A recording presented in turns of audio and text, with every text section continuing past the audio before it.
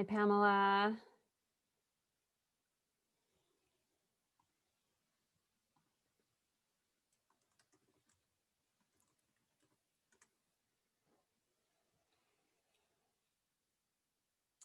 Hello.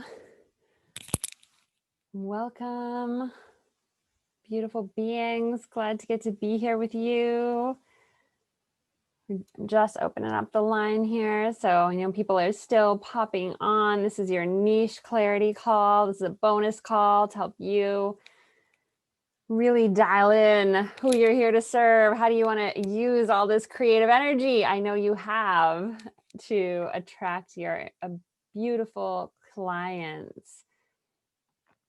All right, just opening everything up.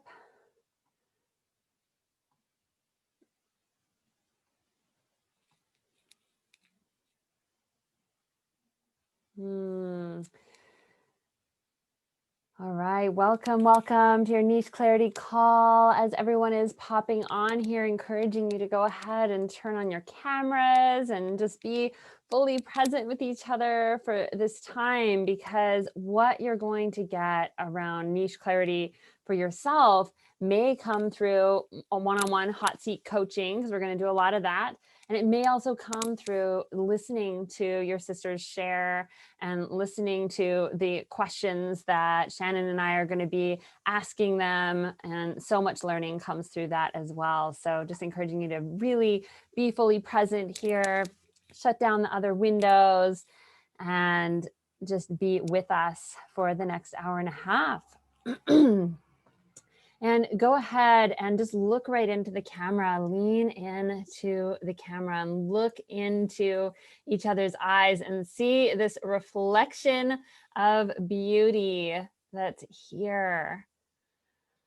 So much beauty, right? It can feel intense out there, depending on what we're staring into, what's coming across our screens. And this is such a beautiful place to get to come back to and remember, oh yes, and this is true. And there's these magical beings. So congratulations for being part of this group and being here. And as you look into the camera, go ahead and unmute yourselves.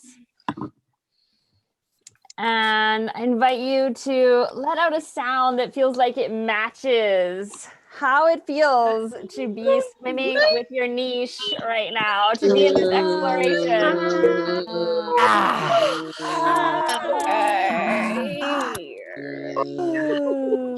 Yeah. Matching is one of the fastest ways to get present. Your experience. And just inviting you into this powerful conversation of niche clarity. This is the niche clarity call, and it's really an opportunity for you to dial in more around your message, who your clients are, who you're here to serve. And for those of you I'm just meeting for the first time, my name is Megan Neely. I'm a Leverage and Lotus coach and trainer with Women Rocking Business, and I've also been business coaching myself prior to working with Women Rocking Business. So I've been definitely helping women get clear on their niche for at least 6 years now. And I know that it's one of the fastest ways to get some momentum going in your business. So there's 3 things that we want to dive into before getting started coaching. And Shannon Fisher is here with us as well.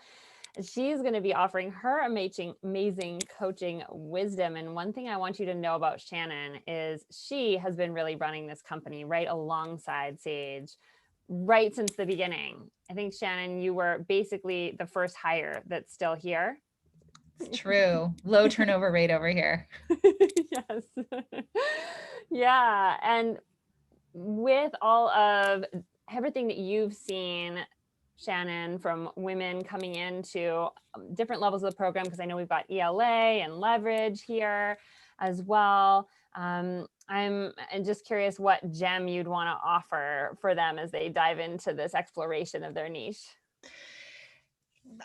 There's a lot of gems I think we're going to be having today, but one of the things that I feel like is so important about niche is that you really have to tap in to what is true for you to be doing out there. Because no matter what we say for you to be doing, you won't have as much momentum and success if it's not something that you could feel like you can get in total alignment with.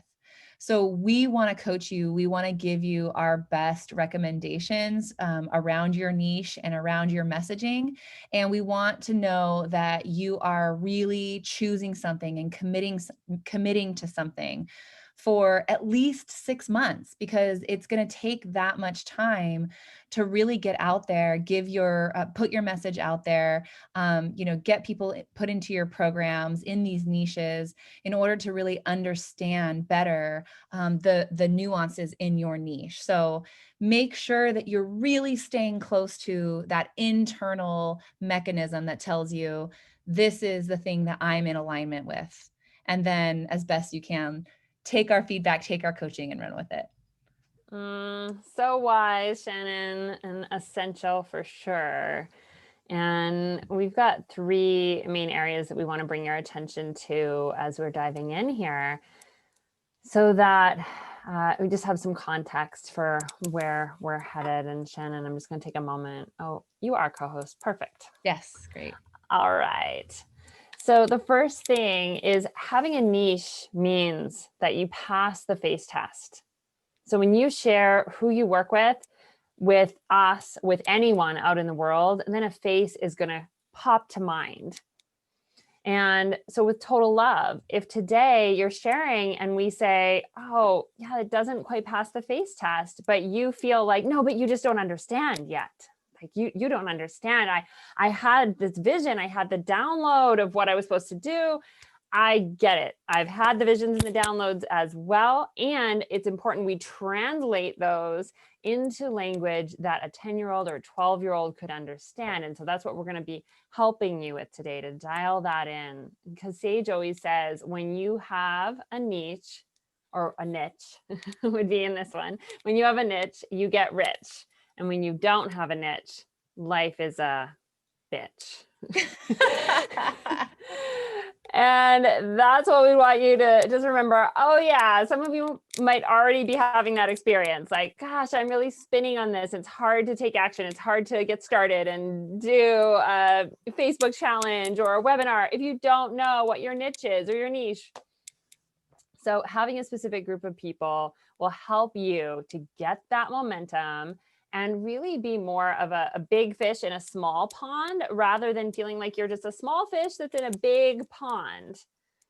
And number 2, your message is going to evolve, because you're evolving, you're changing constantly. And your niche is not a life sentence. You're not carving it in stone today and saying, this is it, this is all I can do, and it's only in this box, because most of you are not going to be happy with that. And that's why you'd be resistant to choosing something. But you might start by supporting professional women, for instance, and within a few years, you have a more spiritual leadership brand. Get started with something now. Tony Robbins started with health and weight loss, for instance, and now he has self-improvement programs in a whole diversity of areas. And if you look back to many of the most famous authors and speakers and leaders and workshop facilitators out there, they all started with something. And so for you, you might be thinking of it as, well, I'm going to start, and like Shannon said, just teach these kind of workshops for the next 6 months, ideally for the next year, and then see what happens from here and what evolves from that. But if you only try it once, if you try it for a month and say it's not working, we're going to be encouraging you, and your coaches are going to be encouraging you to go back and offer another workshop, offer another training, and really lean in. But it has to come from that place of being aligned with it first. So that's where we're supporting you with today. And, Shannon knows all about the resistance that comes up when facing this choosing a niche. So would you be able to talk a little bit more about that, Shannon? Absolutely. Many of you don't know this other side of me, that I've been doing spiritual self-awareness retreats for the last 16 plus years, 12 times a year retreats. That means filling them, selling them, filling them, and then leading them. And What has been so hard for me that I hear so many of you struggle with is when you're in a healing capacity or something that's transformational, something that lends itself to a spiritual path. It's really hard to niche down because you're feeling like I can help everybody with anything. I want to just be the spiritual counselor. But I'm here to tell you that one of the most fulfilling things that I have is you. The coaching sessions that I actually get to do with you based on business. Now, in my other life, you would not think, oh, this person is a business coach. But what I get to do with you in coaching sessions brings out all of the dynamic energy and transformation that I have within me that I want to share with people. So it really is about choosing a niche, not necessarily, just being open to being a person that's here to help everybody with everything, or, to help us all become more happy. Something so general like that, just more joy filled. It really is about choosing a niche in health and wellness, or career and money, or relationships and love, so that you actually have people recognize you for this thing, that want to pay you. So then you can actually give all the gifts that you have to give. So it's the container that really matters for you to be able to actually fully self-express your authentic transformational power. So back to the resistance part of that is we're going to be working with you on really, honing in, what is this thing? What's the shingle that I could hang up that people could recognize and want to pay me for? So then I can do all of this incredible work that I have in store for them. One of my clients said to me last week, and she may be on this call, this is my Trojan horse. And I love that example, because we really do need a niche to be our Trojan horse, to come in, to penetrate into the awareness of our potential clients, to show them, hey, it's this thing, pay attention. And then what's inside that Trojan horse, everything that's coming out, that's what gets to come next or later, right? So we're going to be looking at that with you. All right. Where does that leave us in this moment, Megan? Yeah, so good, Shannon. And this piece around your resistance is so important to just know that it's going to come up. And when you, like Shannon said, choose something that's just your sign on the door, that's the first thing, then you get to know that, oh, don't worry, that resistant little one inside, don't worry, you're going to get to also keep sharing these pieces. Totally. So I want to keep going on this, and we're going to have you guys getting curious with yourself today about what might be in the way. So really asking yourself, what is in the way of me choosing my niche? Have I been thinking about the different options and not just choosing? Am I afraid that choosing might actually give me more success than I feel ready for? Sometimes our clients realize they're not really niching down because they're afraid that if they do, their business might explode and they don't know what to do next. Okay. So some of these resistances you want to be looking at today: the fear of exploding your business, fear of leaving people out. That can be another big fear that we go through. And fear of not getting to express yourself fully, as I was talking about. So really recognize what fear for you feels like it's most present. And then you're going to be doing your personal work to accompany this course and keep your channel clear. You're really going to have to work yourself into staying present to, okay, this is my niche and I'm not going to let these fears overtake me. I know that I'm going to fully express myself once I have my paying clients, but I'm sticking to this message for now. And then today is just about helping you choose, just choose. There's a quote, and I don't know if you guys, many of you might know Donnie Epstein. He's the creator of Network Chiropractic. Network Chiropractic actually totally turned my energetic system, nervous system, and back problems around. So I'm really grateful to Donnie Epstein.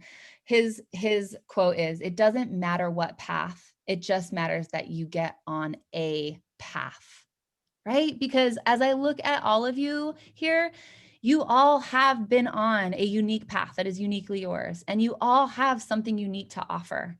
And if I was with one of you, I would get so much transformation. And if I was with another, same thing. So it doesn't matter what the path is. It just matters that you choose a path and you're not trying to be everything for everyone. Also, there's just a reminder that we have a Make Money with Your Message Niche Clarity course and the workbook that accompanies it. So if at this call right now, you haven't gone through the Niche Clarity workbook, this is right now, without a doubt, our strongest recommendation that you focus on the Niche Clarity workbook, that you take the niche that you're working with right now and you run it through the Niche Clarity workbook, because it's a powerful training. It's a powerful workbook. It's in your bonus programs. So if you haven't done that, or you've done it way in the past, but you're here on this call because you're still in Niche Soup, it might be time to revisit that again. So use your coaching as well with your coaches to help you get clear. I've been coaching a lot of our brand newbies on niche, and I've been coaching some of our clients who are in for six months already on niche. I see some women in leverage here who are in niche. This is an evolving conversation. So use your coaching sessions for that as well. Sage likes to call niching micro niching, because at Women Rocking Business, we don't just want to help women entrepreneurs grow their businesses. We really want to help women entrepreneurs launch their movement and find their clients. So micro niching, rather than just trying to help professional women avoid burnout, micro niching is about being the coach who helps people leave their job, or the mentor who actually helps them solve adrenal burnout, right? So you aren't just looking for the solution. You are actually their solution. They're looking for their solution. They are not just looking for the solution. Let me be clear. How do I say this? Your potential clients aren't just looking for the solution. They're looking for their solution. This is individualized marketing. So it's not just weight loss. It's actually holistic weight loss. That's micro niching. So community is really going to stick to this when we micro niche down. So we're going to be looking at micro niches as well. Megan, do you have anything to add to micro niching? Just how much it can help. Like, this is a big thing that I see with our clients for sure, that when you're micro niching down, it really is the key to momentum. And so we may be guiding you today to just hone it down, that next layer, that next level. And we're about ready to do some hot seats today to help you get clear. So when it's your turn, tell us what you're thinking might be your niche. Give us something to work with. We don't need the whole backstory. You don't need to share about your life history, but we might be asking you a couple questions about your history, about your life experience, because so often your niche is you. But start with this first layer of, here's what I think it is. This is what I think it would sound like. And try it on with us as if you were going to try to pass the face test. You're meeting someone for the first time and they're saying, what do you do? And you're telling us about what that is, just in a sentence or two. And also, as I said right at the beginning, but all of you might not have been on yet, what someone else is actually getting coached on, what someone else says here might actually be your answer too. So don't just turn off your camera and wait until it's your turn. Your turn is now. Your turn is every moment, because we are offering coaching that's really for everyone, for the whole group, even when we're coaching one person individually. So just coming in with that mindset, and like Shannon was speaking to, that there's a constant evolution. And so many of you who are here who are in leverage, I love seeing you here as well, that you might feel like, yeah, you just need that next level of clarification and, to be attracting some more clients, because your clarity in your niche is what is going to attract more clients. All right. So I'm going to invite you to go ahead and put up your hands, and put up your little virtual hands on the side so Shannon and I can see. And where do we want to start, Shannon? Let's see. I see some physical hands going up. Make sure you find your hand on the pad here, on the Zoom pad. And let's get started with Dara. I want to hear from you, Dara. What do you got on niche? Oh my gosh. Okay. Thank you so much, Shannon. So I actually feel like I'm getting closer after 6 months. So I'm focusing on food and diet, but I feel like I really want to focus on women on a spiritual path. And so I'm getting clarity around that. And so just putting the pieces together, and I'm not sure how I get it all in like succinctly. So I'll share one phrase and then I'll kind of give you some of what is just coming through as like a niche statement. So nourish your sacred self is kind of, feels like it kind of encapsulates what I want to share with people. And so I support women on a spiritual path to connect more deeply with their bodies or embrace the sacredness of their bodies. And then the result would be to embody their higher self and live their spiritual truth through focusing on nourishing the body with healing, plant-based foods, sacred self-care, and cultivation practices are like the 3 pillars. So I'm getting clarity, but I don't really know how to formulate that and which are the pieces that I should focus on in the actual like statement. Love it. So one of the things that I'm hearing is that while food and diet are still the central core part, your health and wellness niche, food and diet are still a central part of what you want to be working on with your clients, that you really want to draw in women who want more of a holistic approach. They want to do deeper work around it, and they want to incorporate multiple layers to their wellness. It's not just going to be food and diet. They're going to be willing to do some different practices. Is that what you're thinking? Yes. Yeah. I love that. Food and diet is such a hot topic, even for myself as a, self-identified, spiritual path person.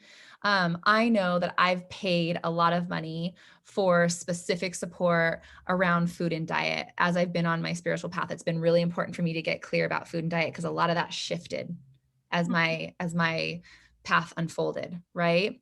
So I would love to hire somebody like you who could see me for who I am as a woman who really wants to incorporate all of these things, but I don't want to lose sight or focus on the real like nitty-gritty food and diet relationship, my relationship to food and diet. So I would still be leading really strong with the food and diet right out front. Like this is something that we're going to be, working on, and really lean into results.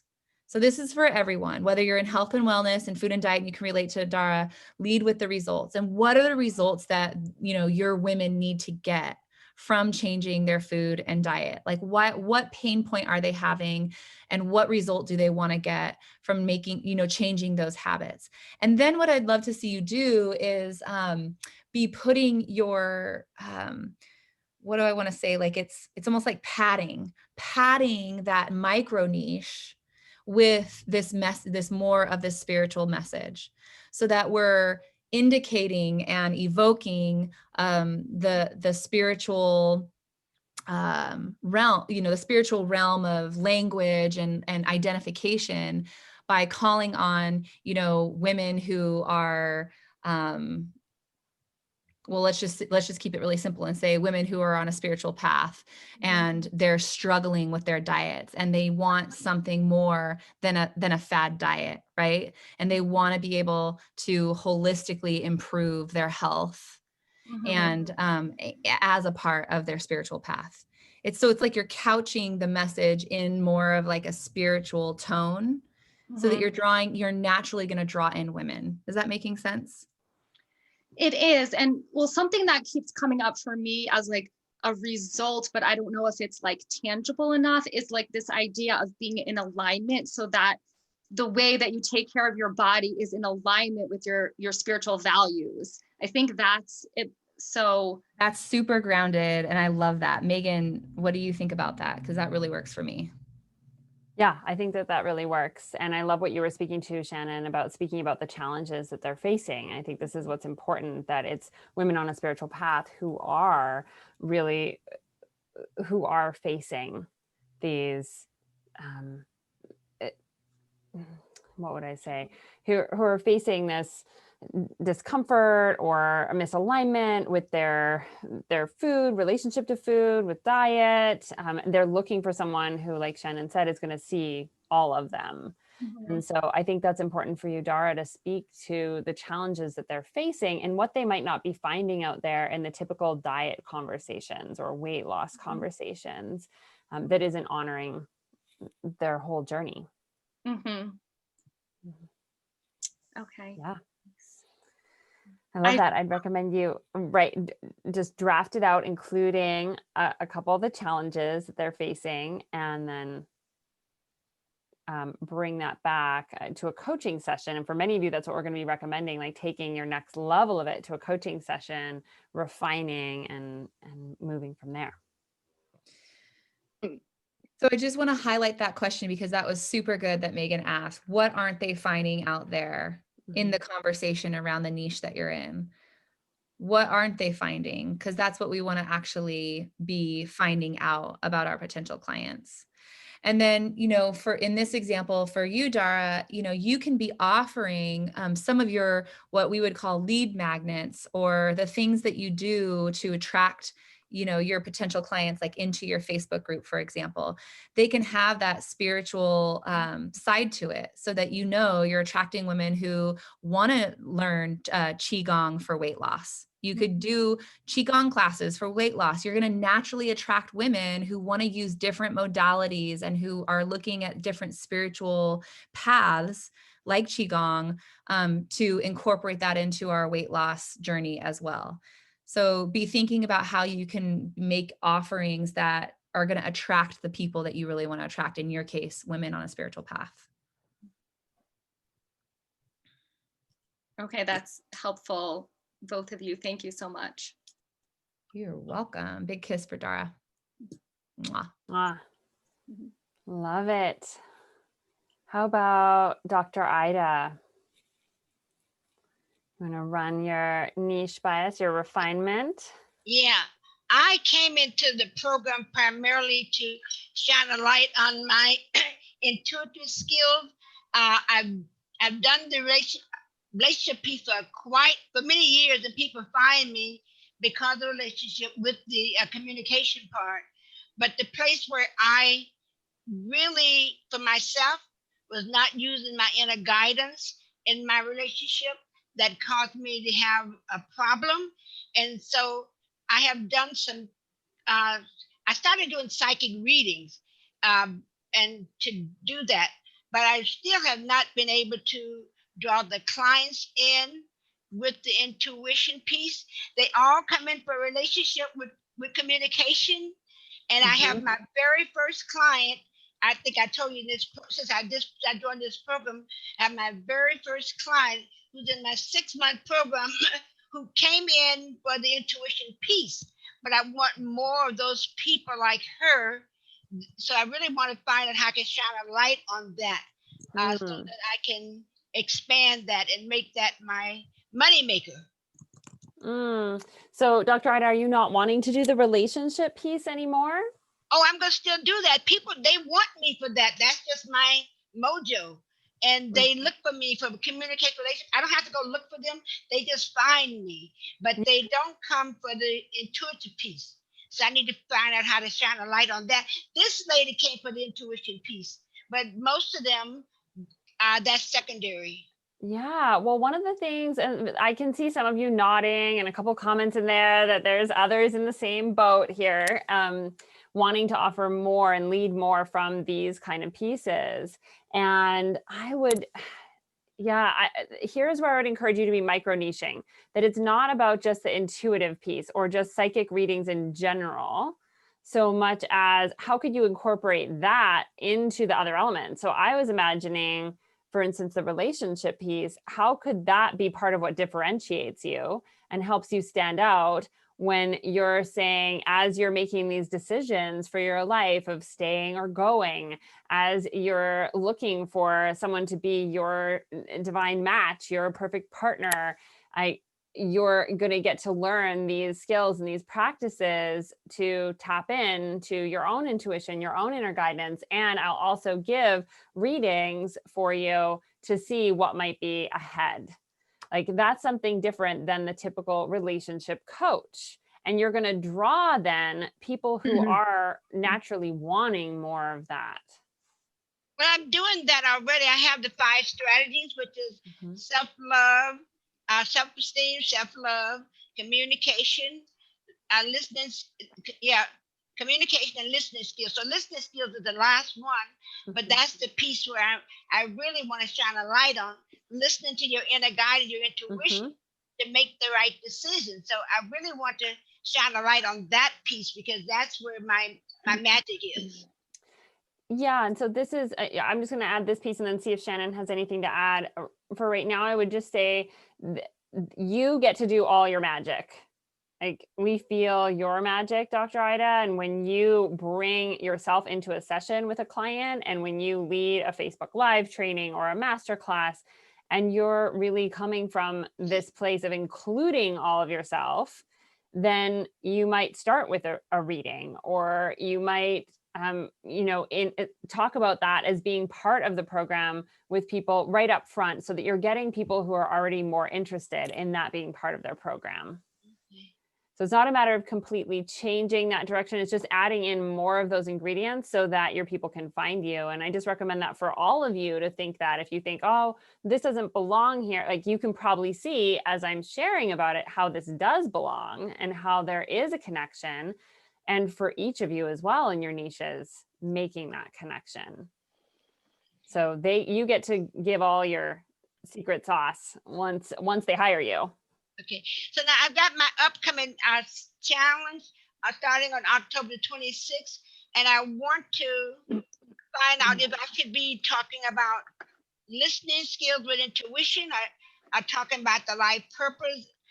I'm not sure which would be the right path to go for my next challenge. Yeah, so listening skills, like building your listening skills in a relationship, I would say that would be a main one. That's a supernatural draw and connection there, because you always want to be thinking about what it is that that your clients are most needing. And I'm just going to keep it to total niche clarity. So I'd recommend, like, when you hop on Q&A calls with your coach, when you get on the one-on-one, that's when you're going to get to dive into all those pieces. But we're just going to do little laser niche coaching on this one today. Okay. All right. Thank you for your questions, Dr. Ida. Shannon, who's next? Okay. Dr. Ida, so good. I love that part about the adding in your ingredients. All right, let's go to Jennifer Cormier, our grief specialist. We have a grief niche happening. What's your question about this?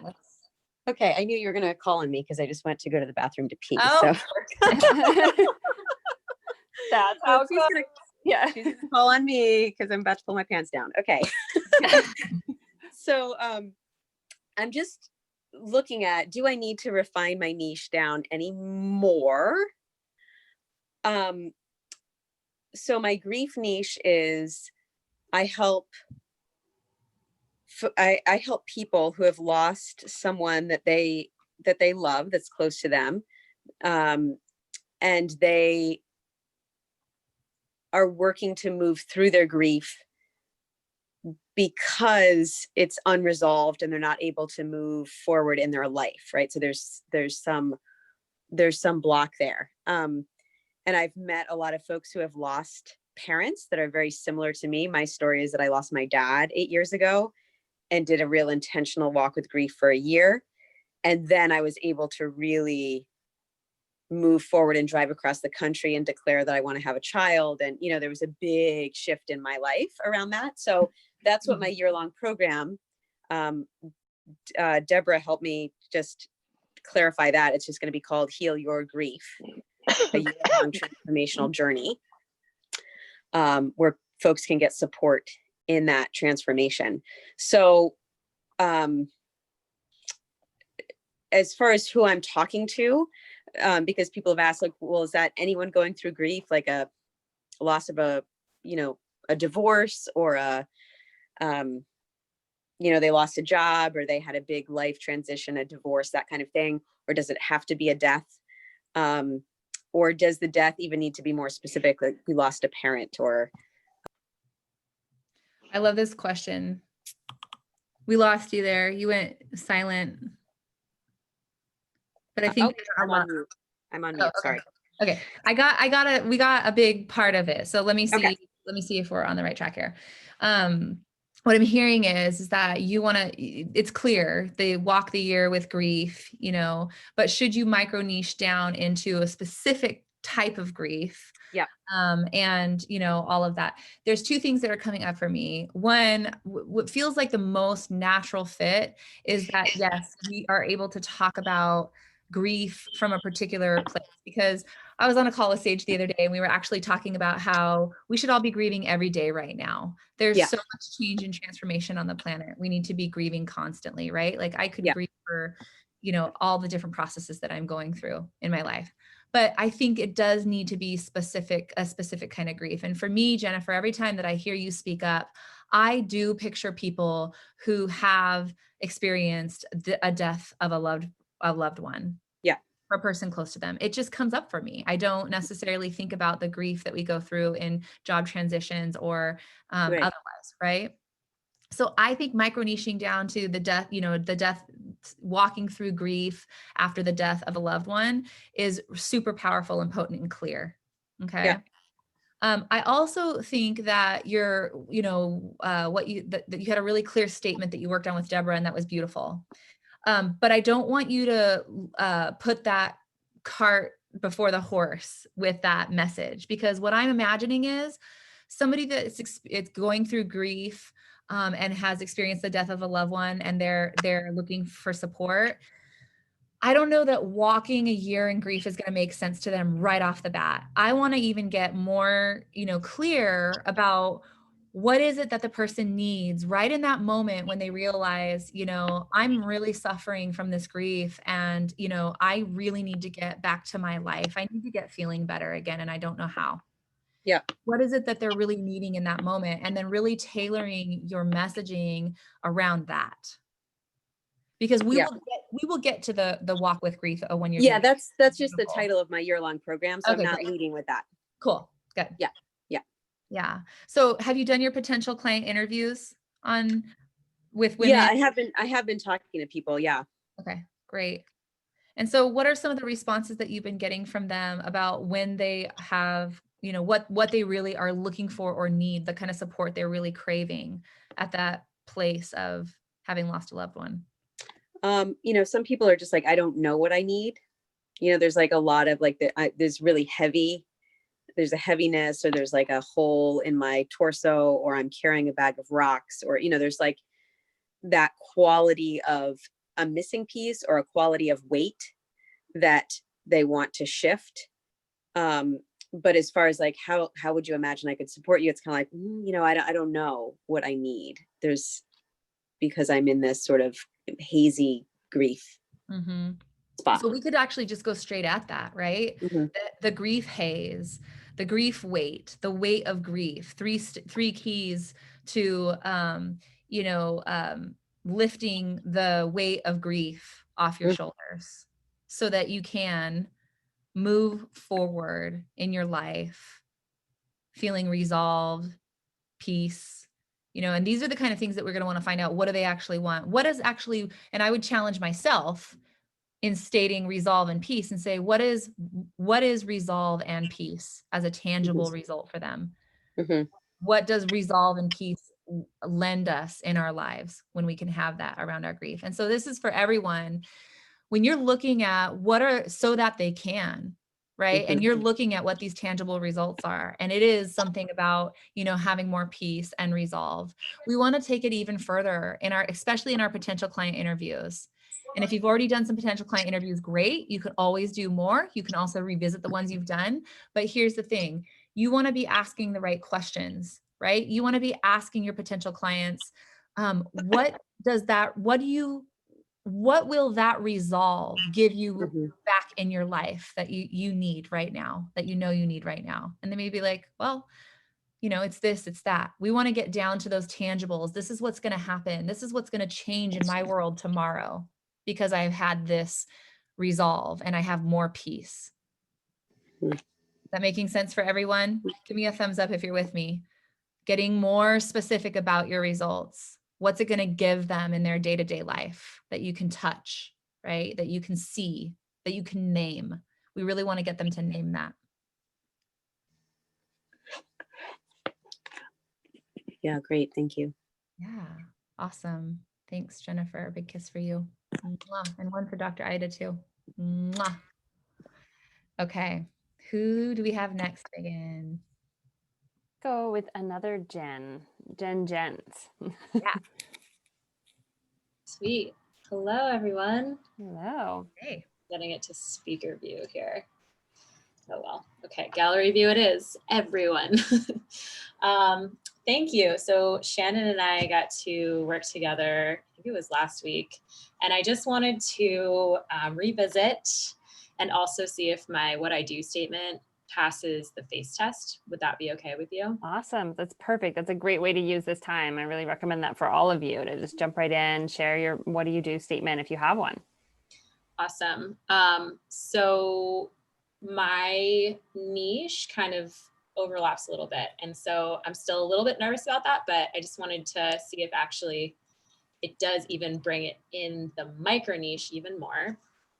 So of course I have like 10 versions of this, but I empower passionate women who are struggling with self-doubt and pain from past relationships to cultivate deeper trust and instinctual confidence so that they can create more meaningful connections and fully express their life's purpose with more clarity.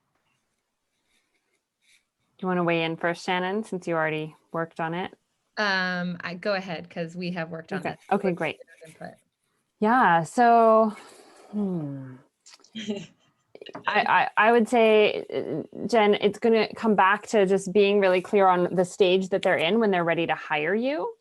So in terms of, again, what's the challenge that they're specifically facing? And so I heard a few things in there, but what would you say is the number one reason that someone would be looking for coaching with you when they decide to hire you?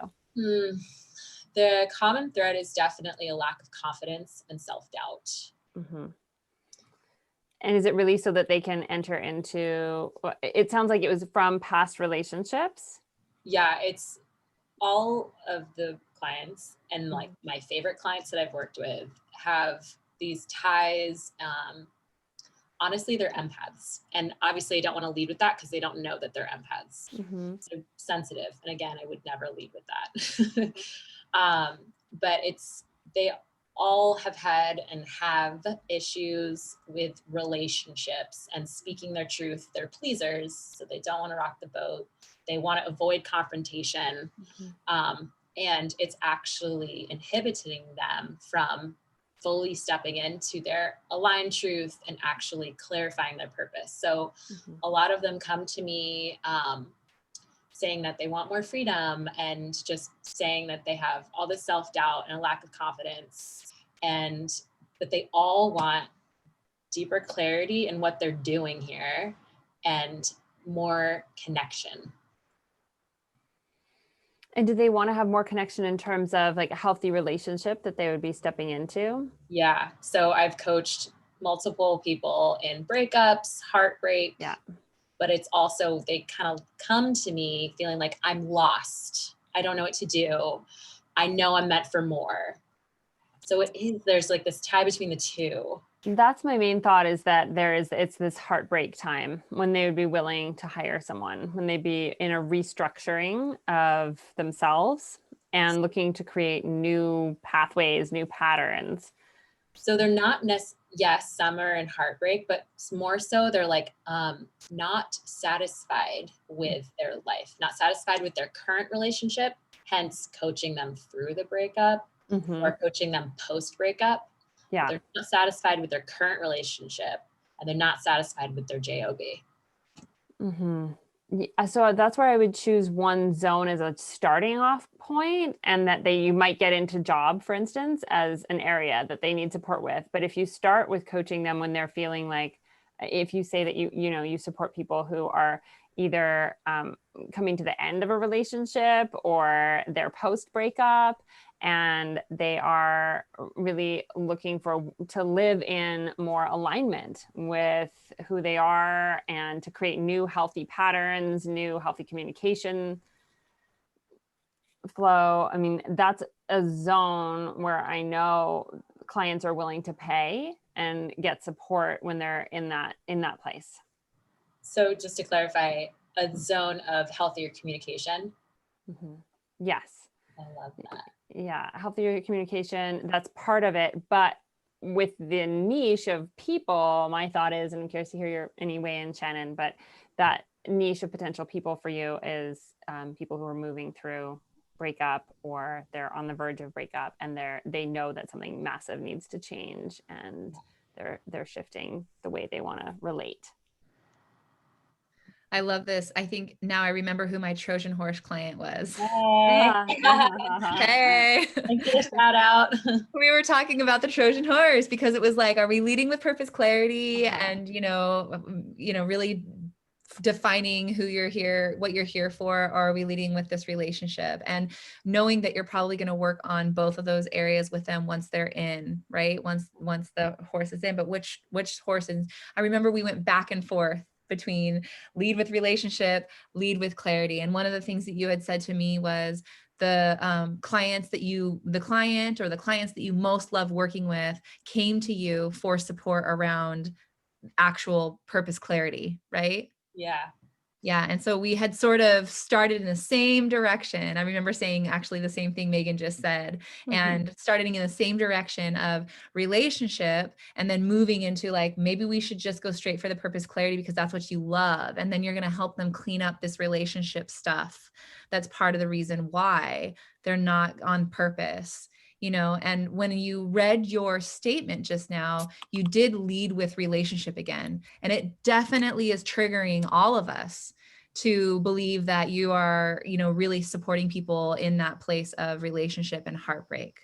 And that you would be doing purpose clarity work. That would be your secret sauce, the thing that doesn't, that you're actually not leading with. So I think that is in and of itself a really doable niche. But again, it's going to come down to you just choosing what it's going to be that you're going to lead with.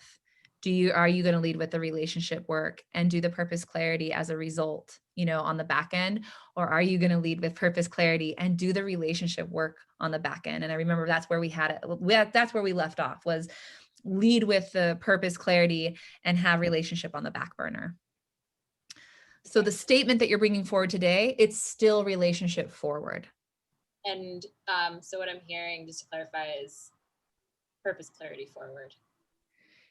If that's what you're choosing, and that's where you want to be working with people on their dissatisfaction with, not knowing why they're here, not knowing what it is that they should be doing. They're dissatisfied, with what they're doing in the world right now, or not clear on what they're doing, and they know they're here to do something more. Then you would need to shift that statement and have it face test passing around that particular topic.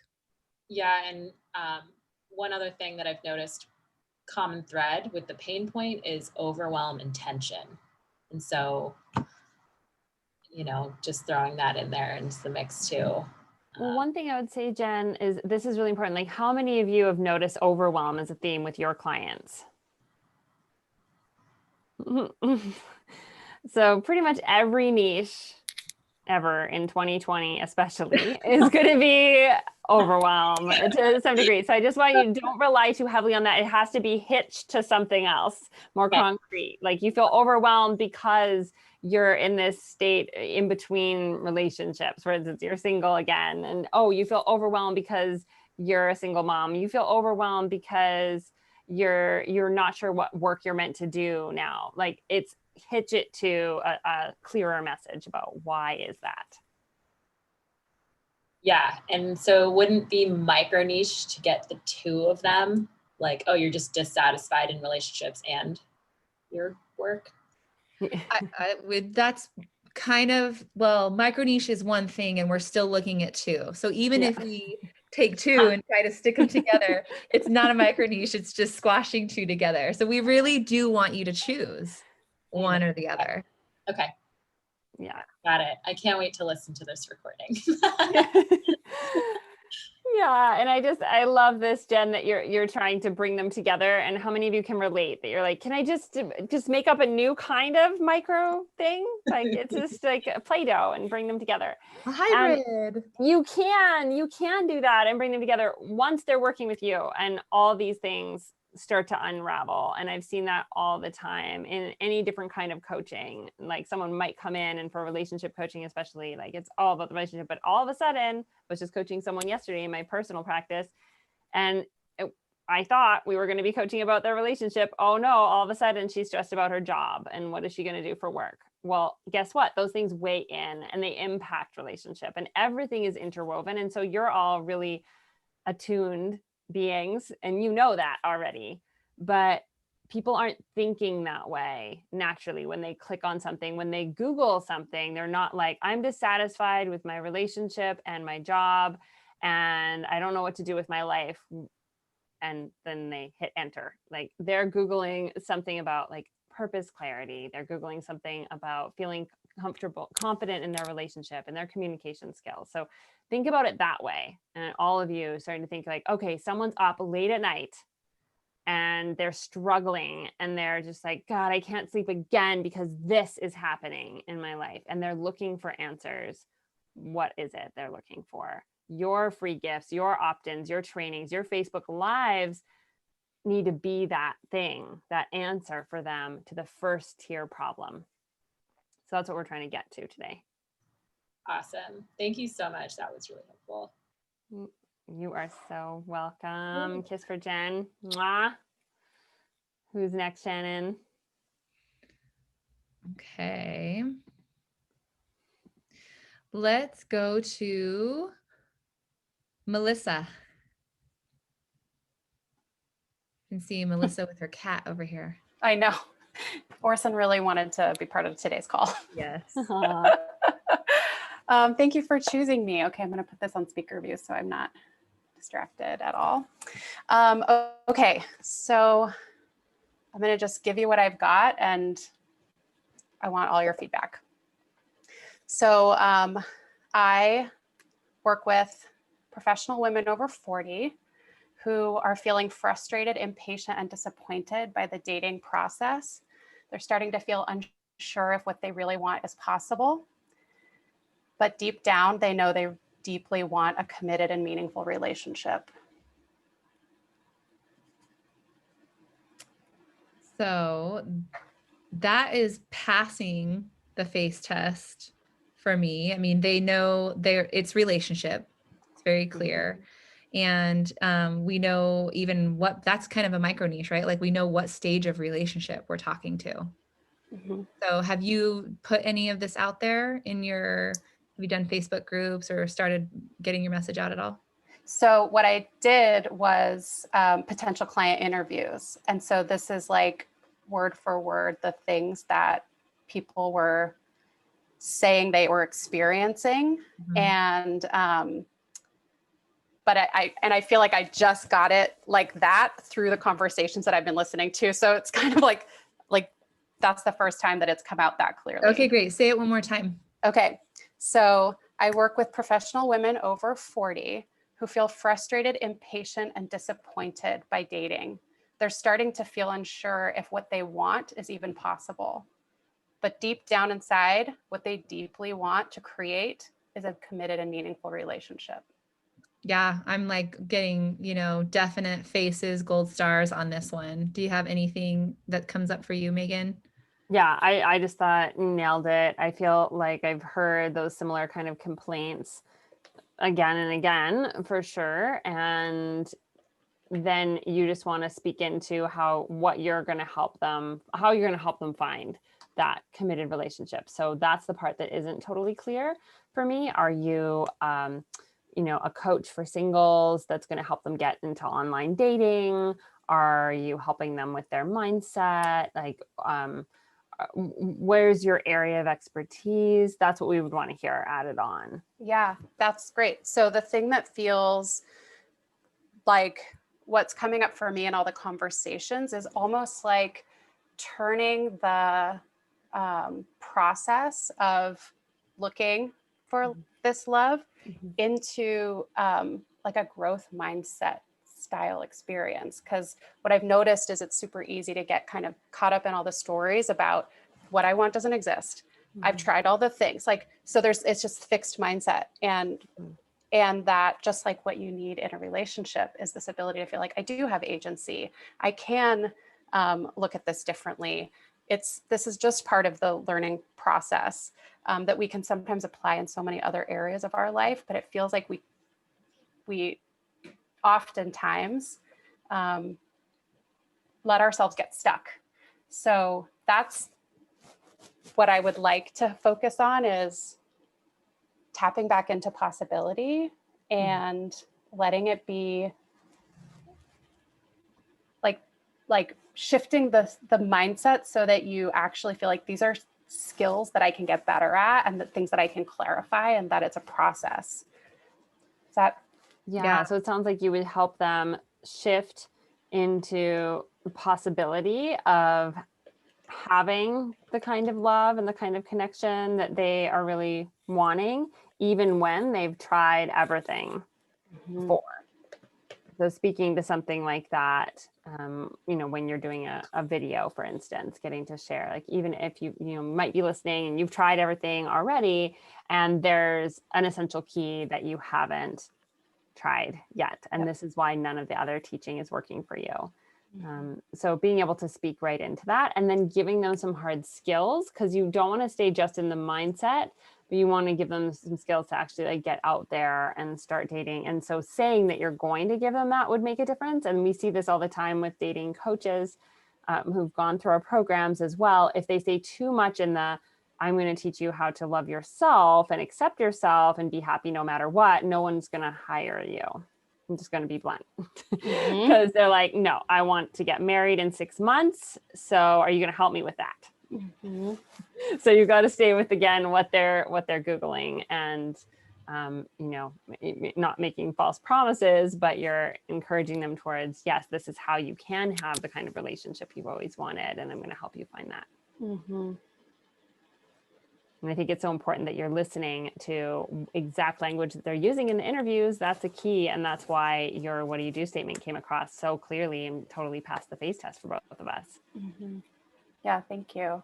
I just want to see if I can capture, because I think that is one of the challenges, is like, if people are saying, I want this relationship, but then on one hand, they're like, I don't want gimmicks, because I'm not going to, try all the, I'm not going to do the 10 ways to find your man, because I've tried it, or that's not me. So what feedback would you give, or can you give some other examples of ways to address the thing, but without trying to like sell something you can't do? You know what I'm saying? Totally. Are you talking? So I'm just curious if when Megan said, I want a man in 6 months, if that was the thing that triggered you. Yeah. How many of you got triggered when she said that? Just put your hand up if she said, I want a man in 6 months, and you thought, oh my God, like, I can't sell that. I can't promise that thing. Yes. I have a thing like that and I can't promise it, but that's what like people want.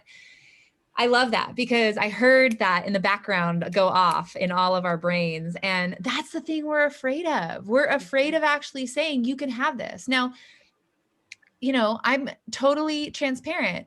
I'm saying to you, you can have your business. You can have your business in our year-long program. You can launch your business. Does that mean that every single person is going to launch their business? I don't know. It depends. It depends. But what I do know and what I can promise is I'm going to give you all the training and tools you need to get the result that you want. Now, all of your clients are going to have a unique result that they're looking for. But this is where it takes real courage to be bold about what it is that you're stating and to speak into what it is your clients want.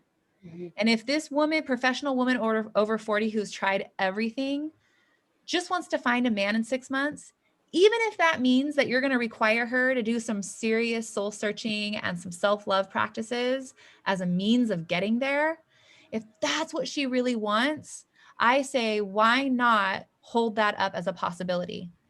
Why not hold up the bigger possibility for your potential clients when they want it?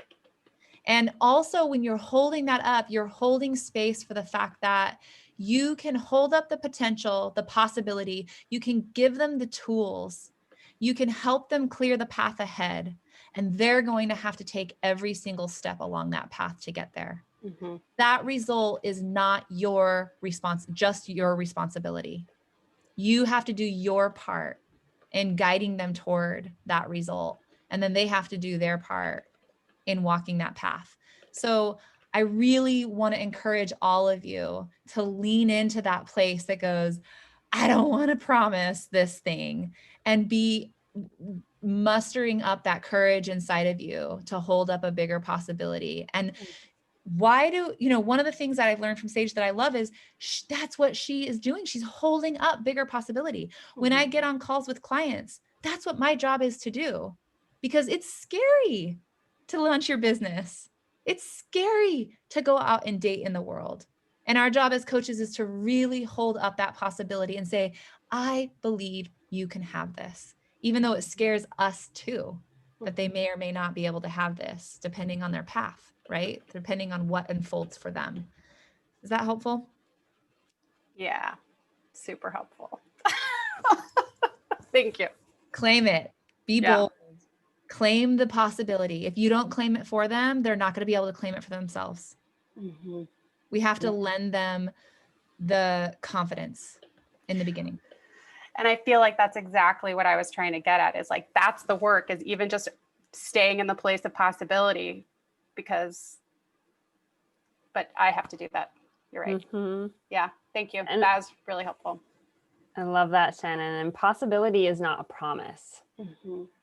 And I think that that's key for you to really remember, that when you're holding up the mirror of possibility, it's not saying that every single person is going to have this exact outcome in this timeline. But if that's what you really want, we're going to work together towards that outcome. And you're going to have the skills. Like if you were on a one-on-one conversation with someone, you would say you're going to have the skills to be able to have these challenging conversations so that you don't have first dates like you used to. You don't waste the first 6 months just getting to know someone. You're going to be able to drop in deep and clear on day one and know if you're going to waste your time with this person or not. Like that's what you can promise. Yeah, that's helpful. Will you say that again? It's okay. I'll watch it. I don't know. These things just happen. They come through. It's getting recorded. No, I love it. I love it. That's great. Thank you. Yeah, you're welcome. This is so good for everyone, I think, to hear. So yeah, thank you, Melissa. Mwah, kiss for Melissa on the niche journey. Rumbi. I might be saying it wrong. I'm so sorry. Hi. Thank you. Okay.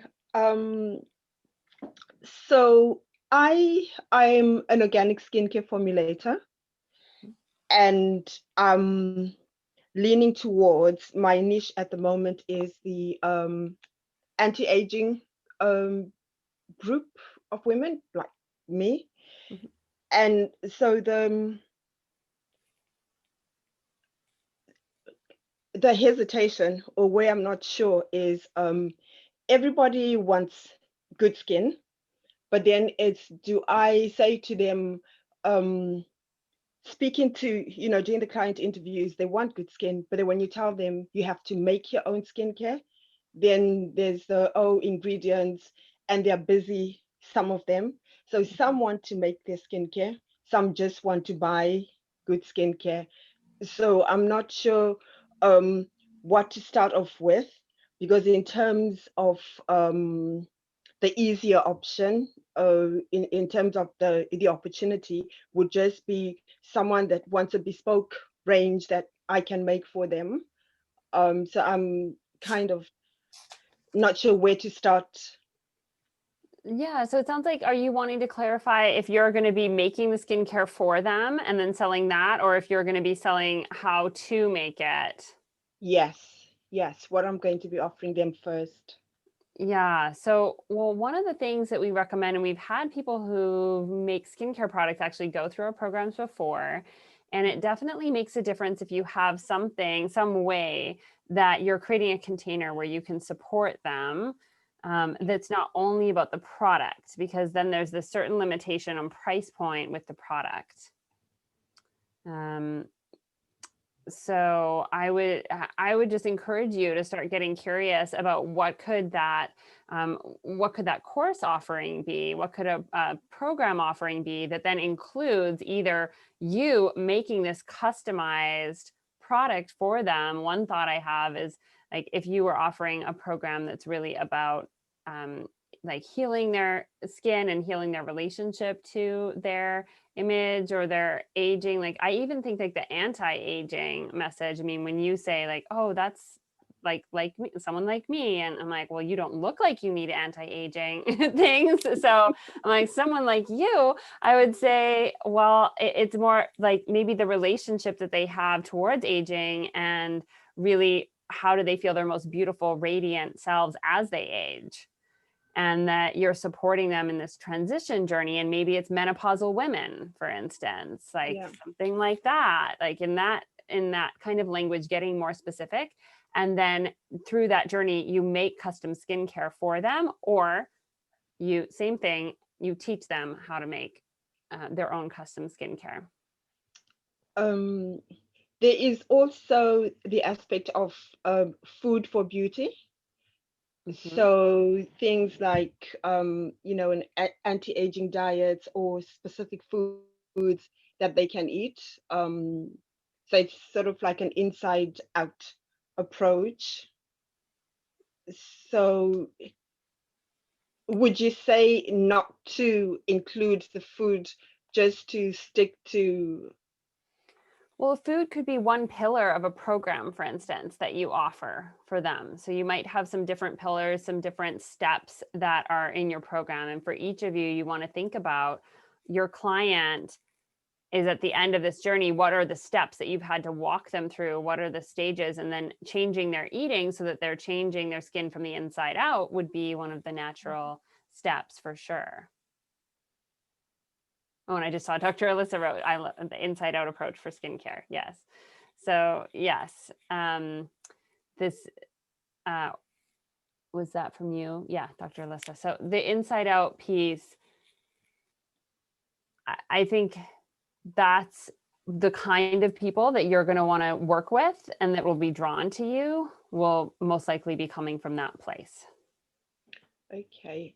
So there's another aspect that I haven't mentioned, is the clean beauty. So these are people who also want, to clean up their beauty regime. So it's like all of these things, and Beautiful. Yeah. So they're just like, again, from the inside out, that was the sense I had from you. And so making that really clear that you're working with people who want to use natural products. They're not wanting chemicals on their skin, and they want to feel like they're most radiant. Shannon, what would you add? I'm loving all of this. I really think that we're talking about all these different pieces, Rumbi, that you are bringing in are all parts that I would want to receive from you in a program. And the parts of the niche, you being a skincare niche is really in the health and wellness sector, and skincare is micro niched and organic, clean skincare. I think it's really attractive that you can teach people how to formulate some of their own basic products that will last them the rest of their lives as they age through different stages. All of that is all very attractive. The inside out, all very attractive. These are all parts of a larger program that I feel like you're going to be offering, and you can be pulling out these little threads in your marketing to attract your clients, women who want, they want anti-aging skincare. They want organic homemade formulations. I think that's all possible for you to lead with in your skincare messaging. So to start with, if I was doing a challenge, what would you suggest is the first one would be the first to concentrate on? Well, I would recommend maybe you doing a poll in the Facebook group and asking women, out of these top 3, skincare topics, which one are you most interested in? And poll people in groups so that you can find out where people are most interested right now. I could tell you where I'm most interested, but I don't know if that's, going to be as helpful for you. So really get a sense of a larger group of things. I would say that, um, if you gave a masterclass on how to eat so that I could clear up my skin and rely less on topical solutions, right? Mm. And that's the whole beauty from the inside out. I'd be very interested to hear what you had to say. If you said you were going to give a masterclass on how to formulate your own clean products, I would be super interested. Those 2 things are interesting. So put up a poll, find out what everyone's interested in, and then just pick pick the one that they're all liking to get started. Yeah. Thank you. You're welcome. Big kiss for Roombi. Mwah. Mwah. Okay, let's keep moving here. These are great, by the way. You guys are all rocking your niches. Let's go to Joanne. Hello. Hi. Thank you. Oh, I got to pull it up here. I just had it. Oops. There we go. So I'm going to change it to moms. I work with moms who desire the best for their kids, but currently everything is a struggle. I teach understanding of the underlying dynamics so that they have connection, communication, and peace in their homes. Love it. I was just taking notes, Joanne. I love that. So moms, I definitely see that when you said I work with moms where everything is currently a struggle and they're desiring connection and peace in their homes. And I love this as an overarching niche for you. I would just guide you towards, if you're going to do a Facebook challenge or a masterclass or something like that, then you'd be looking for what's one of those key challenges that they're facing in particular right now, not changing the whole niche, but just thinking about some of those key challenges. So you hone it in even more, and then they know, oh yeah, like I'm struggling with homeschooling right now. I'm struggling with working and taking care of kids right now. And the other thing is the age of the kids would be a question. Yes, I'm thinking tweens and teens. Mm-hmm. Yeah, you kind of did raise part of my I wondered how much more I needed to include, because sometimes it's getting the kids to school, sometimes it's getting them to do their work, sometimes it's just they're not talking to them. So there's a lot of different areas I've been having a hard time narrowing it down. Yeah, and so that's a great example. So when I had faces pop to mind, because based on what you said, it was faces of moms with young children. Okay. Same. And yeah, and so that's something that I would just say you want to be really clear about, because then, you work with moms and teens. Like that's a different thing. Shannon is a mom, so I'd love to hear your weigh in on this too. I love this. I had the same thing happen. I was imagining moms of young children when I heard your statement. And then the minute, you said tweens and teens, my ears perked up. I have a 12-year-old. I know the specific challenges, I'm just starting to face with having a tween and headed into the teen years. And those are totally different issues around how to stay connected, to a child that's pulling away and also into a chaotic world, right? So what do you, when you put your messaging out there, you're really going to want to speak into those specific challenges that parents are facing at that particular stage. Okay. Because there's so many. Does that matter? There are so many, but again, kind of like we were just talking about with Roombi, you want to kind of start honing in with your potential client interviews and some polls that you're doing. You want to really hone in on what are those top 3 challenges, or what are the top 3 fears or pain points that parents specifically with teens and tweens face, right? and how is that playing out for them, and what do they really want? Okay. Yeah. Yeah. Because I have, thank you. Yeah, because Yeah. I am all over the board. I have done PCIs and they have different things. So I guess I just have to narrow it down. So give me a couple things that they had said. Well, some of them, they're just not communicating very well. And some moms are really worried. They're worried the kids are going to make bad choices. So there's just lack of communication, where other ones, they can't get them to go to school. They're trying everything they know to get them to do the work. So getting them out the door in the morning are two of them. So moms are saying, one of them said she just wants, as someone else said today, she just wants that weight lifted off her shoulder. Another one said she just wants to know she's doing the right thing, and she wants to feel it. She wants to feel like a good mom, like she's making good choices. I would say some of that stuff is going to be, I think, generalized to all parents, right? Like, we just want to know that we're doing a good job, we're not harming our children, and we're, helping them along versus hindering them. That's more of a generalized. So keep searching out for that specific teen to tween, specific stuff. And where I'm looking, I like what you were talking about in the beginning, which is communication and, how to make choices. And so if you led with something like 3 keys to staying connected in good communication, and supporting your tween or teen to make good choices, I'd be like, oh, that's intriguing to me, because those are all the things that my teen and tween is facing right now that I'm trying to still, keep my finger on the pulse of. So as much as possible, everyone, you want to stay out of those generalizations of like, I just want to be a good parent. I just want that weight to be lifted. I mean, parenthood oftentimes comes along with like a heavy weight of responsibility, right? And so that's a more general thing. And so we want to get underneath that. What happens? What's better for you when that weight is lifted? What changes for you? What shifts in your relationship to your kid when that weight is lifted? Keep going after specifics. And those specifics that really stood out for me are, better communication, feeling strong in choices. Thank you. That helps a lot. Great. Yeah. Okay, cool. Big kiss for you. Mwah.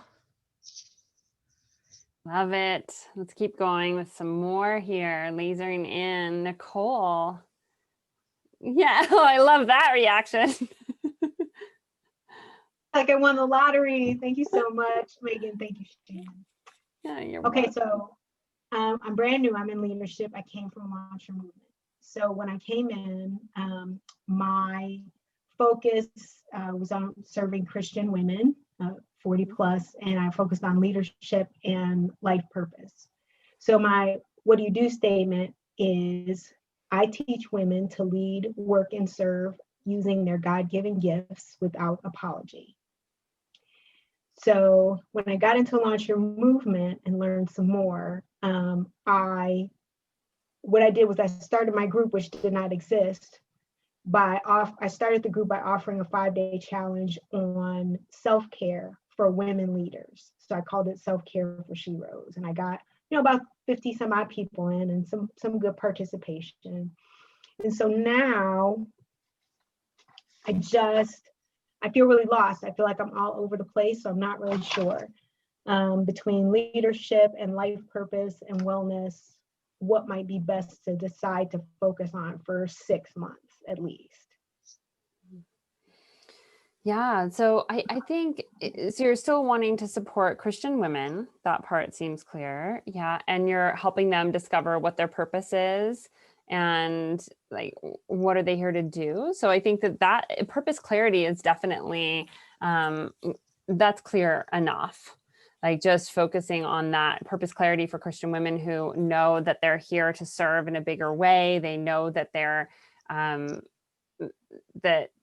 they know they're here to serve in a bigger way than what they're doing right now. And you're going to help them get clear on what's theirs to do. That's my thought.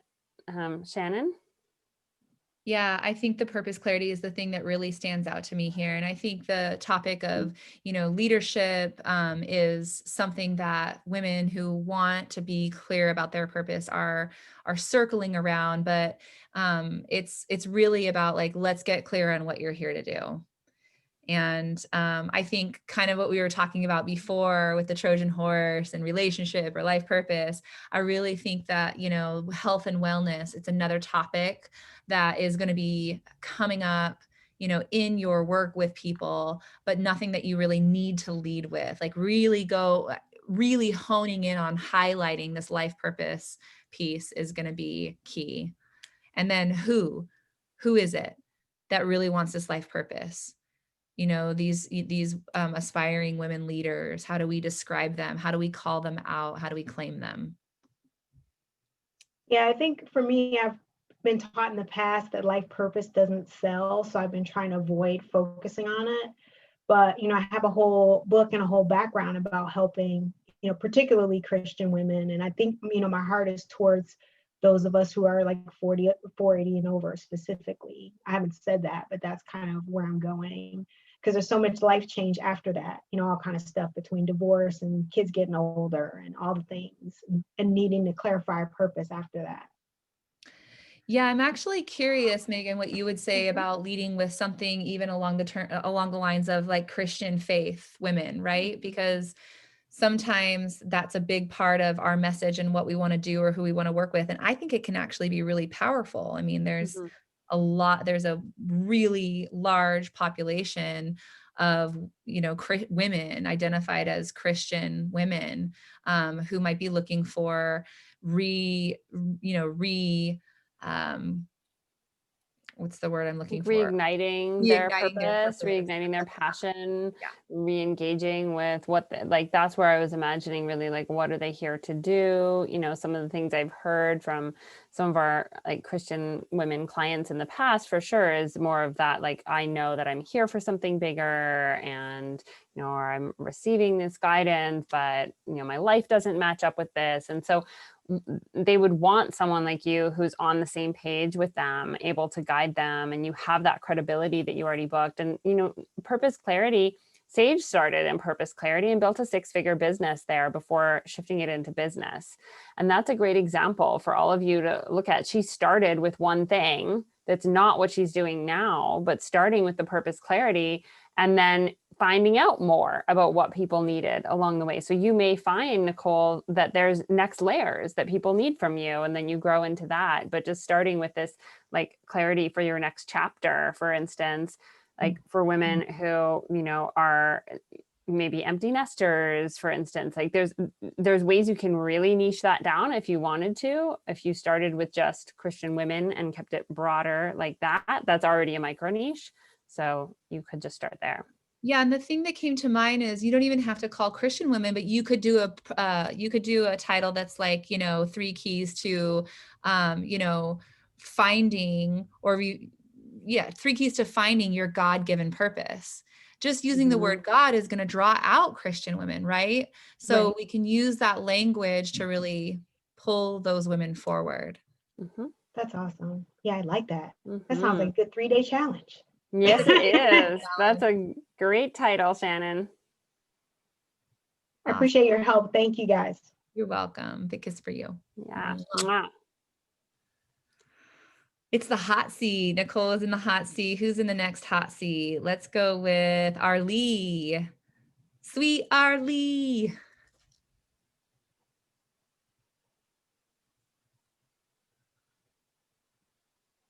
Arlie, go ahead and unmute yourself. Let's see here. There we go. Yay, I'm just getting my headset back on. Thank you for calling me. I had coaching with Shannon today, not realizing that this was going to happen on the same day, and I appreciate the chance to kind of dive back in. I've been taking notes and listening to all of the great coaching and suggestions, and what Nicole was just mentioning is part of how I see my niche, like the women that are divorced, the kids are getting older, they've left the career, they're out of the career. I want spiritual women. That's why I put the word awakening in there. So but Shannon, made the good point, like, what am I promising? And I was just playing with some ideas. The statement, my work is called Fearless Vocal Expression. The 3 parts have been free your voice, reclaim your joy, and unleash your passion. I'm conceived starting with the creativity part from talking with Shannon today, and the words just came like, are you a stifled creative? Have you succeeded, in business and in life, but there's a creative urge that still smolders unstoked? Those are some words I just came up with while I was listening to Nicole. And that purpose clarity piece, I kind of feel like that, like I want to help women find their voice, but I want to do it with the Feminine Power depth work and with creative play. But it is about like naming that next act, to have a powerful next act is kind of what my original concept was, because I just turned 60 and I'm looking to like rock the next 30 years, And so I don't know, feedback on that so far. Pain points. Okay, one other pain point. A woman shared in a breakout that I was in Feminine Power that her life has always been in relation to others, codependent, and husband, called the shots. Now, I don't know exactly what happened, but now it's her time is hers, and she's just remember, oh yeah, like I can create my time and determine how to use my time. Like it's just me now. I forget, Yeah. So I'm great. It's great. I wanted to hear what you came up with since our chat. And what I love is that you're weaving in more of the creative expression. I think the fearless vocal expression is still, it's a hot title. When we use fearless vocal expression, it invokes something in me that knows, but again, I need to know who, right? And so, and I need to still know the who and the what. So who is and the what? The who and the what, yeah. So who is wanting the fearless vocal expression, and what are they really wanting it for? My personal vision is women who have time.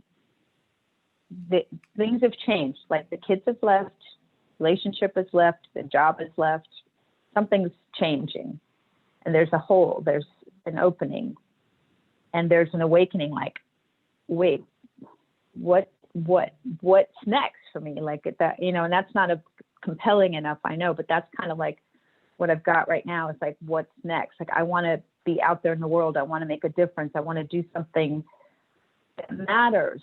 I'm looking to build my love warrior tribe, around, personal issues or racial justice and Let's keep staying on to the one, answering that one question. Who's midlife women? Midlife women. Great. Yeah. That's a great, simple way to just nut it down. So women in midlife who want fearless vocal expression. And so for why are they doing that? They want, let's see, fearless vocal expression. Midlife women, they want to leave a legacy of love. Good. So what I want to just say is the legacy of love, there's a lot of legacy, that sometimes we want to jump into with our messaging. And so I want to say this to all of you. If it's something bigger and broader, like what they want, in terms of like their give back, right? This bigger purpose, we really want to step back and dial back a bit, because that's going to be a really they're going to have to cross the big bridge into the big legacy area. And so what we want to do is we want to stay on what they really want to happen right now. Like sorry. Yeah. Go ahead, finish your thought. When they are able to come into their full expression, these women in midlife, what's that actually going to give them? Unapologetic, using their voice unapologetically is one word, unapologetic, that came up. What's that going to give them? The ability to, bold, more confident, launch into that third act, like taking no prisoners, like there's just a fearlessness to acting on what they discover in the work that's present, like a fearlessness to act. But also, like, if I just stay with the creativity, and like I kind of want to foster the spiritual activists in the world, and do it to have them be, in the creative flow, to have that improvisation. I'm going to pause you right there, because we're all going to be working with our people, and they're going to be in the creative flow, and they're going to be making a difference in the world. And it's going to be a spiritual transformation for many of us. The work that we do with is going to happen.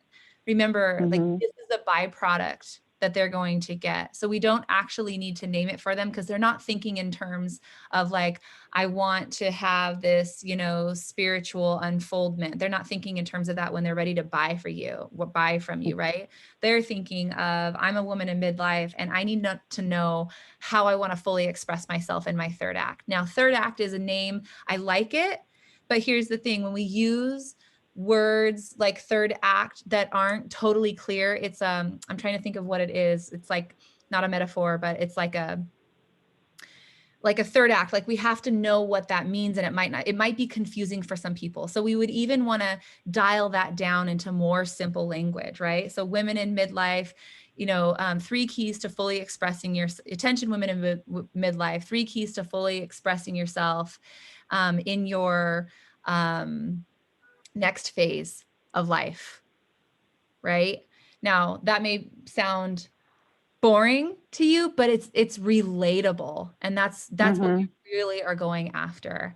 And once we've got something that's really clear and relatable, women in midlife, how to fully express yourself in your next phase of life, then we can start putting in, like, this is your third, I'm going to show you how to name your next act, or we're going to name your third act, and we're going to, conquer this fearless vocal expression.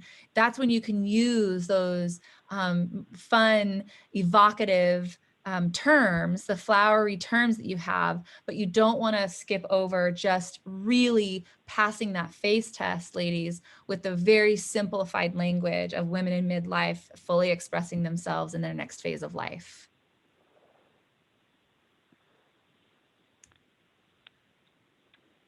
Yeah, it's interesting because it does sound kind of like vanilla, and I'm more coffee ice cream.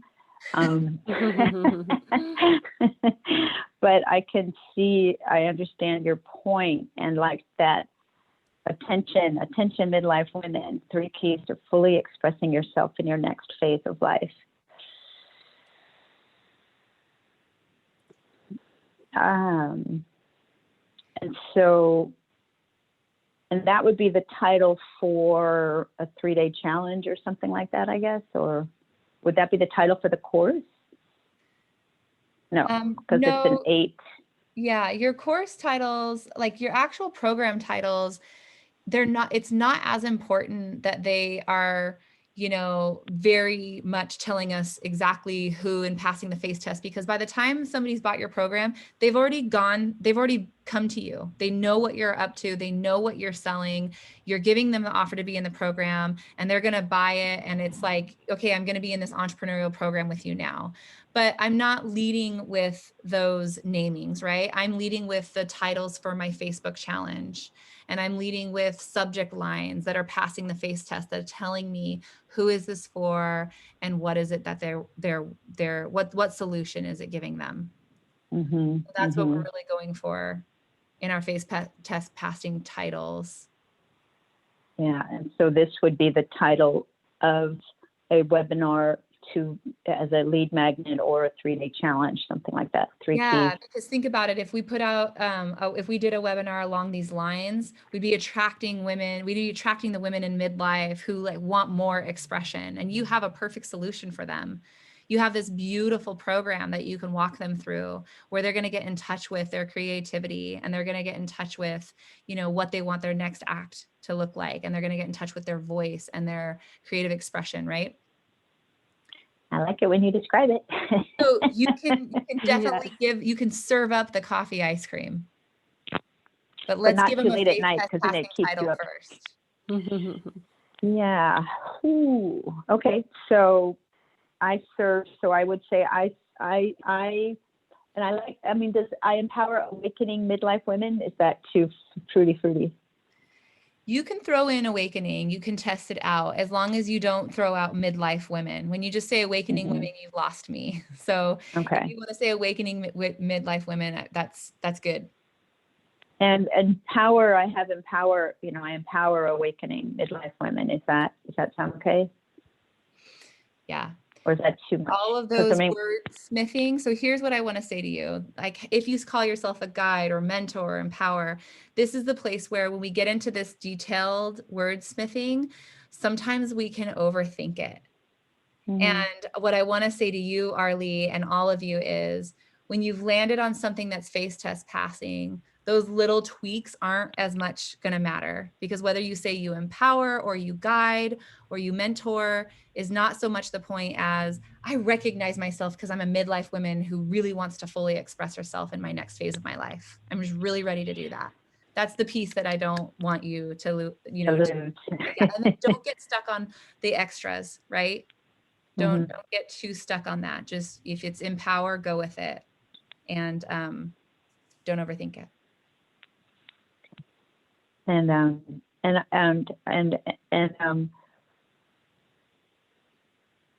I know you pointed me to a certain module. I haven't done the niche module yet, so I should do that as well, right? Yeah, everyone. As well as the one that you mentioned earlier. Clarity workbook, definitely. And if I want to launch something this month, is that too soon? I'm going to stick to niche clarity. So I'm going to blow you a kiss and tell you that if you have questions about launches and things like that, please post it on the Facebook page. But we're going to move on to get to as many people as possible.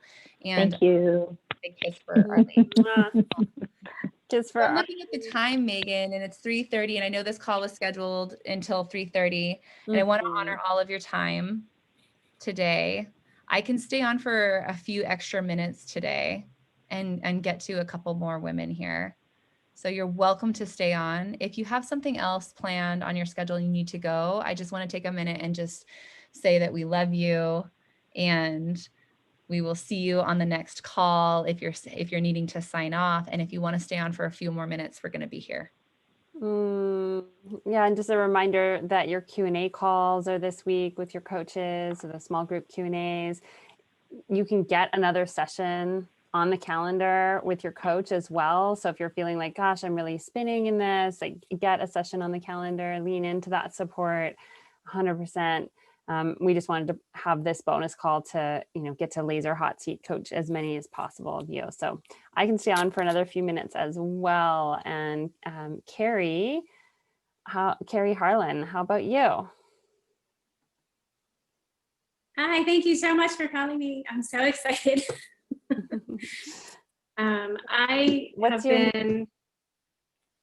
My niche is really a combination of wellness and business and spirituality. So it's kind of really been difficult for me because I'm one of those who does everything. And I know you said some of the things that I've been hearing in this session has been kind of conflicting with me, because I know at one point I heard, maybe health and wellness should be put on the back burner in favor of business. And I'm thinking, well, okay, I could do that. And I'm just not really sure. I want to work with impact founders. I want to work with people with chronic disease. That's where I really, really thrive, because that's what I've come through. And so I want to be able to help people who are having trouble basically getting up in the morning because they can't sleep at night. I want to help people who are not having the energy that they feel like they need because they want to go out and change the world. They have all these great ideas, but all of a sudden their brain's not working very well. And they're like, oh no, what do I do now? And they can't prioritize, and they're just, they just feel run down, and they're having to cancel appointments and go to the doctor, and they're thinking, oh God, my dreams are starting to disappear because, am I even going to be able to make this happen? And so that's kind of who I serve, or who I'm moving towards serving. I definitely have faces come to mind in that realm. And I think when you say that you work with people who are struggling with chronic illness, chronic disease, and it's stopping them from living the life that they really want, it's stopping them from doing the work that they know they're here to do, it's stopping them from having the quality of connection and relationship that they know that they want. And then the flip side of that is, what are you helping them with? Are you helping them to clear that illness? Like, are you in functional medicine, for instance? Like, how do you provide the answers? What I do, I think, is kind of similar to functional medicine. I hope in the next year or so, I'm going through the actual functional medicine course. And a lot of what I do is I help people detox. And of course, there are a lot of ways to do that, but a lot of it is caused by inflammation and liver issues, which, it kind of requires a whole lifestyle shift for a lot of people, especially if they've got chronic disease. So it's very involved and very complicated, especially when you're dealing with a business and people are just like, oh my gosh, I have no idea. Number one, they can't even figure out what's wrong with them. The doctor doesn't know what's wrong with them. They don't have time to go to the doctor. And then they can't figure out how to work all these things into their schedule and how to, it's just so overwhelming. And that, that is actually a face test passing thing. So someone that feels like, they may have been to doctors already, they've been to health professionals, and they're not getting the answers. They aren't hearing, what they really need to do. And you have an approach that really helps people who've tried working with traditional medical system and not getting what they needed to come into their greatest health.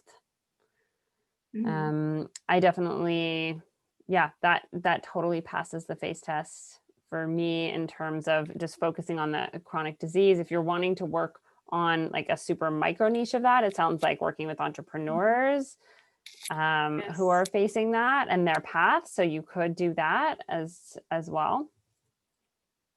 Any other thoughts, Shannon? I'm confused. Oh, sorry, go ahead. Yeah. No, I love it. I think the entrepreneurs dealing with chronic health issues is a face test passing niche. Yeah. Yeah.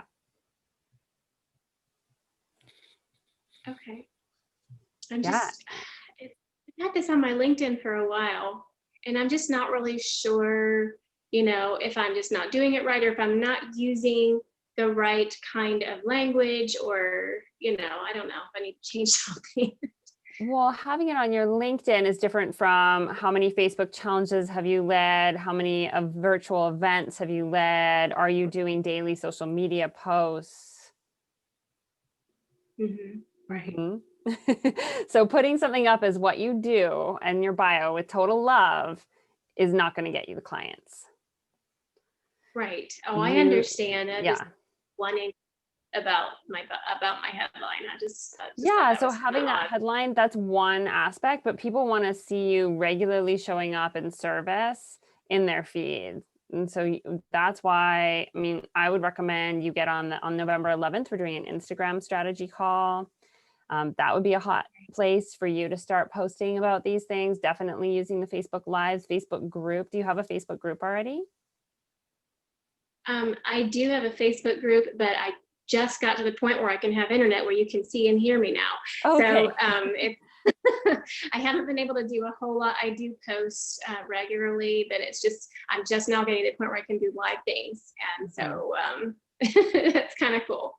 Great. Well, I think that's going to make a big difference. So I wouldn't, like Shannon was saying at the beginning, really going for it with all the kind of strategies that we're teaching for 6 months at least before you start thinking, well, I'm not sure if it's clear enough, because it totally passes for both of us. And you have people asking for your group names and asking already for more information on the side right now. So it's working.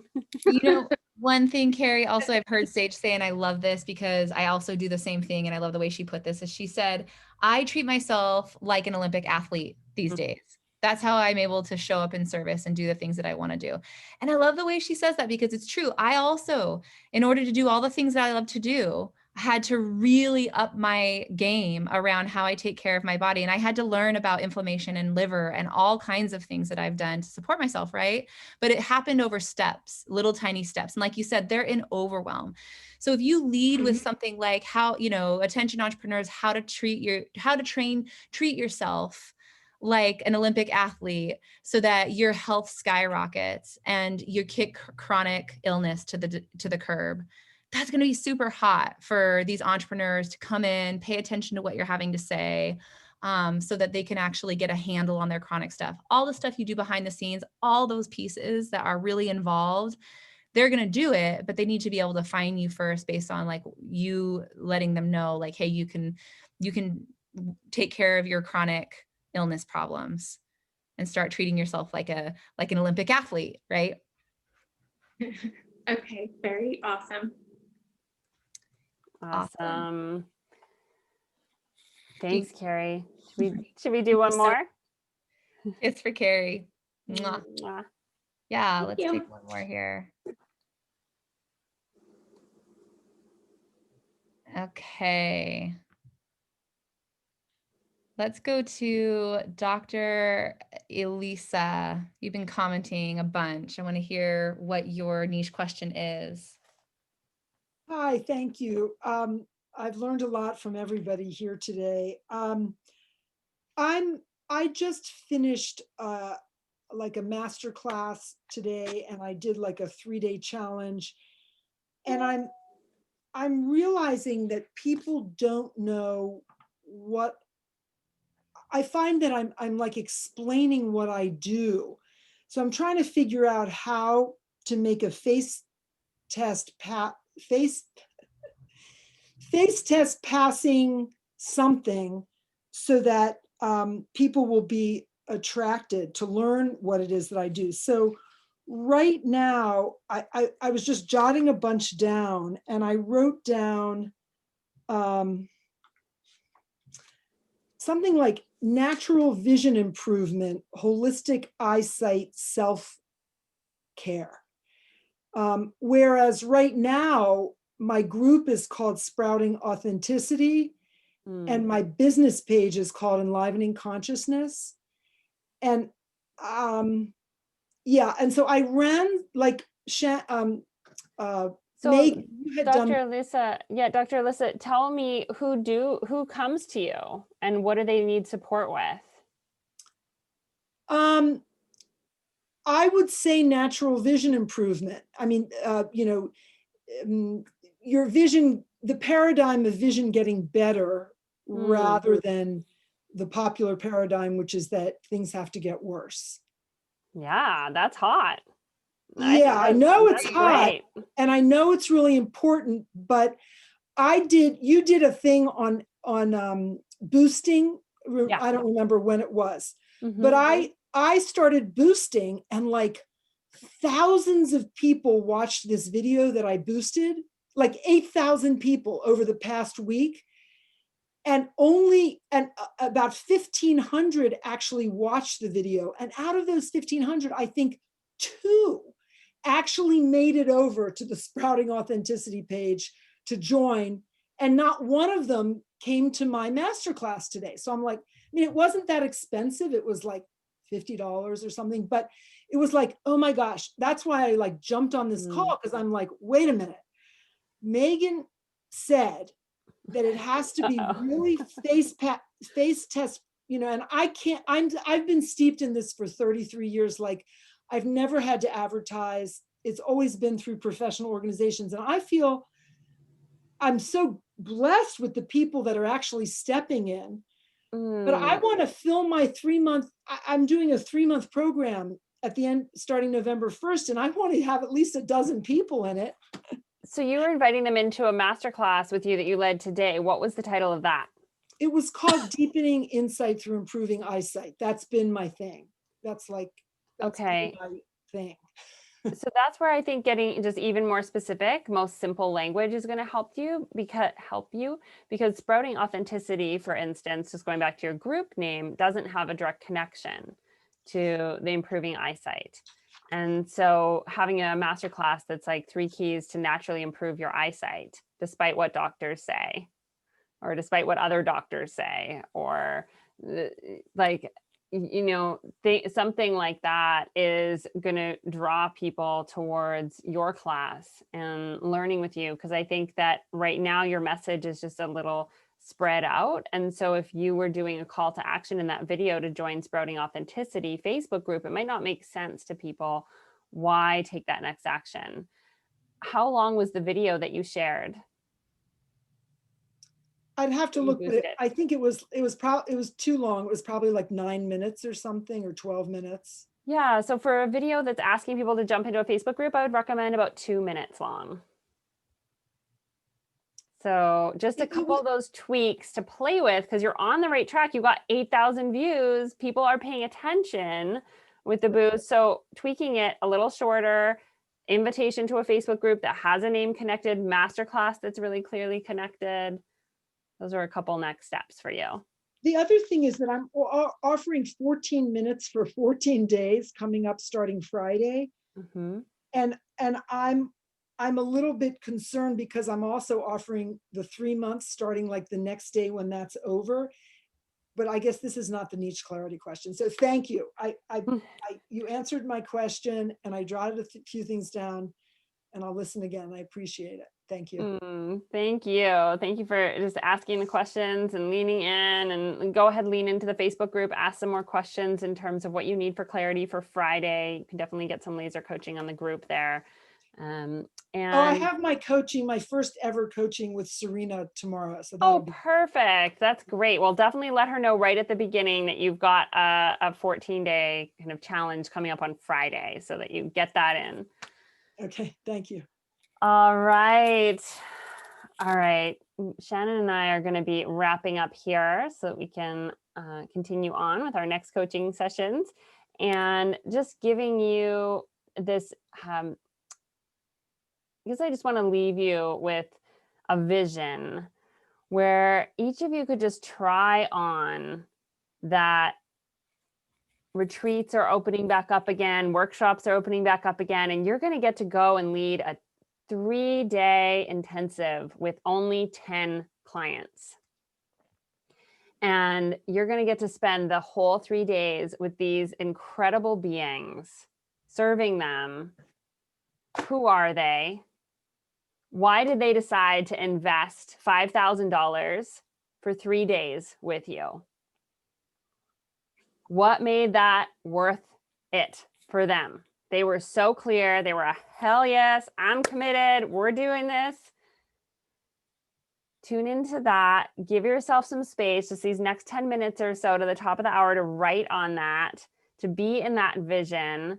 Be clear about who you would want to spend that time with, why they'd be coming to you, why they'd be paying you. And we'll see you on your next Q&A calls, your one-on-one coaching calls.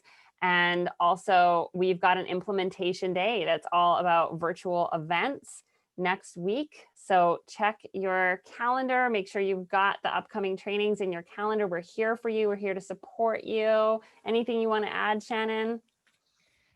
Just keep going with it, ladies. Just remember everything we shared here today. It applies to all of you and all of your questions. You've got this. It's face test passing time. Take a stand, be bold. Your clients are waiting. Yes, they are. Your clients are waiting. And when you just give yourself some time to write into that vision and to try on this, you're giving yourself permission to really work with the exact kind of clients that light you up in the niche that lights you up. You can't serve everyone. So when you're thinking about that, that's the piece I want to leave you with, that you really want to be accessible to everyone. When you actually lead events and when you lead trainings, they're not going to be for everyone. They're going to be for that select few. And even if that's hundreds of people at a time, it's still a few in comparison to the size of our world. So giving yourself that permission to just focus in on who you know you're meant to serve, and then bring your updated niche statement to your coach. If you haven't done the niche clarity workbook, do that. lean into your coaching and claim what's yours to do and really try it on for the next 6 months to a year. We're here for you. All right, go ahead and unmute your lines. Let's give some sparkle fingers. Thank you so much. Thanks a lot. Thank you, thank you, thank you. Lovely seeing you. Thank you all. Thank you. Thank you. Love. Thank you so much. Thank you. Okay. Thank you, Megan. Thank you, Shannon. Thank you. Thank you. Thank you so much. You can do it. Hi, Ladies. Melissa. Bye, Debbie. Thank you.